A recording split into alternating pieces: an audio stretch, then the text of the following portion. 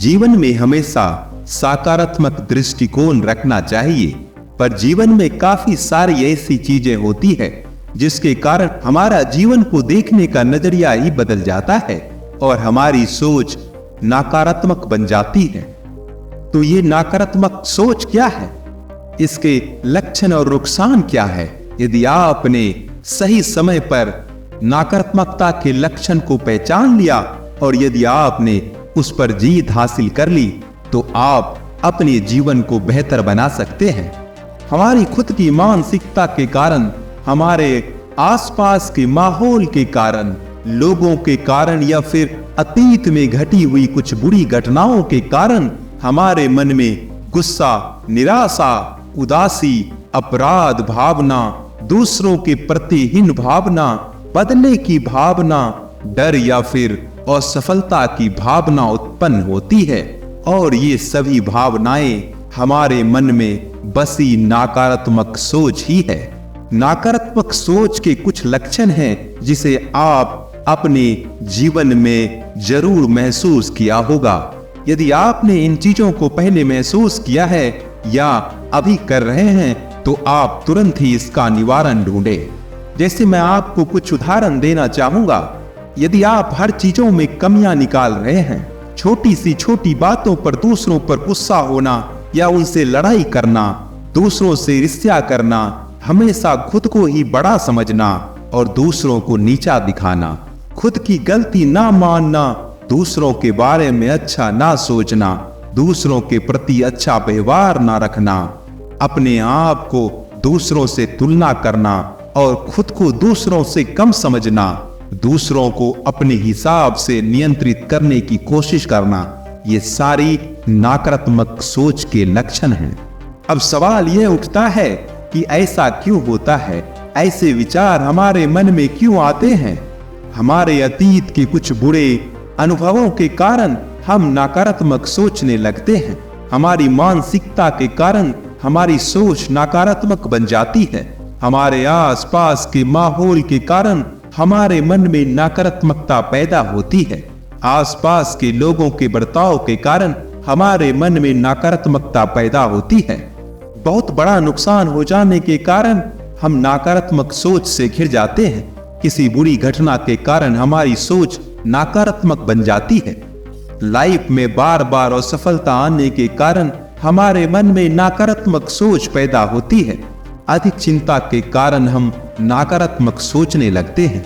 नकारात्मक सोच के कारण हमारी लाइफ में हम एक सकारात्मक दृष्टिकोण से जो नहीं पाते हैं, हम अपनी लाइफ को दूसरों की लाइफ के साथ तुलना करने लग जाते हैं और खुद को खुद की नजरों में अपने आप को ही कम आंकने लगते हैं।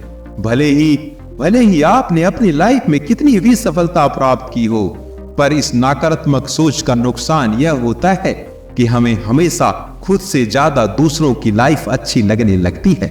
शायद आप लोगों ने भी ऐसा महसूस किया होगा। नकारात्मक सोच के कारण हम अपने आप को दूसरों से कम समझने लगते हैं और हमें हमारी सिर्फ कमियां ही नजर आती है। मतलब एक तरह से हम अपनी खूबियों को भूल जाते हैं। इसके कारण हम निराश हो जाते हैं और इस वजह से हम अपना आत्मविश्वास खो बैठते हैं।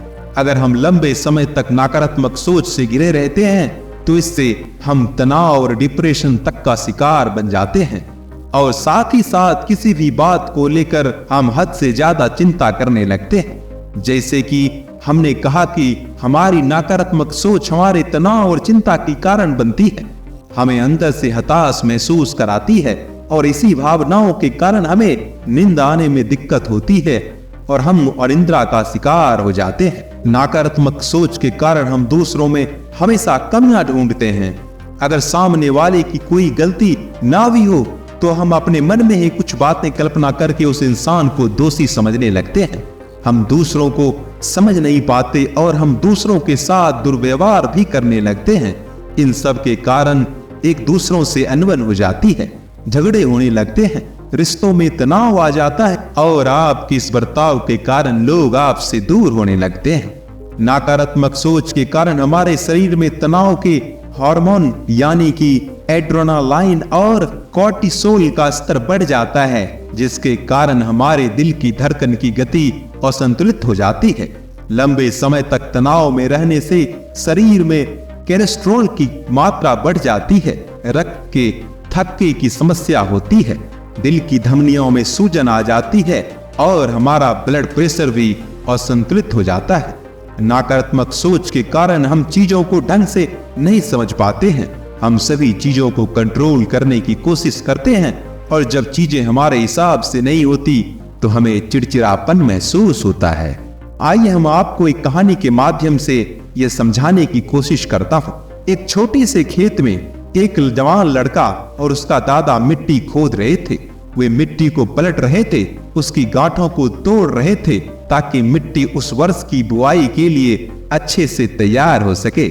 उस काम में काफी मेहनत थी, लेकिन उनके सभी प्रयास एक अच्छी फसल प्राप्त करने के लिए आवश्यक थी। बूढ़ा आदमी अपने 70 की उम्र में भी वह अच्छी तरह से मेहनत कर रहा था और वह थकान से काफी हद तक हाँफ भी रहा था। उसके हर प्रहार के जोड़ों से उसके माथे का पसीना टपक रहा था, लेकिन फिर भी वह कोई शिकायत नहीं कर रहा था। उसका पोता जो महज अभी 17 साल का था, तंदुरुस्त और ताकतवर था। वह मिट्टी को पलटने और गांठों को तोड़ने में लग रही मेहनत और ताकत को कोसता, फिर वहां वह खड़े होकर हाँफता और थोड़ी देर के लिए रुक जाता। थोड़ा आराम करने के बाद एक बार फिर से वह काम शुरू कर देता और फिर उसी तरह से दोबारा वह शिकायत करता जा रहा था। थोड़ी देर बाद युवा पोता देखता है कि उसके दादाजी ने जितना काम कर जमीन को तैयार किया, वो खुद के किए गए तैयार की गई जमीन से बहुत ज्यादा थी। दादाजी, जब आप इतने बूढ़े हो फिर भी आपने मुझसे इतना अधिक काम कैसे कर लिया? पोता अपने दादा से पूछता है। दादाजी ने उसका जवाब दिया जो उसे उसकी उम्मीद नहीं थी। जब हम किसी काम को मुश्किल मानते हैं और उसके बारे में ज्यादा सोचते हैं तो सच में वह मुश्किल लगने लगता है, और हम बिना सोचे जब उसे करते हैं और करते ही रहते हैं तो वह आसान हो जाता है।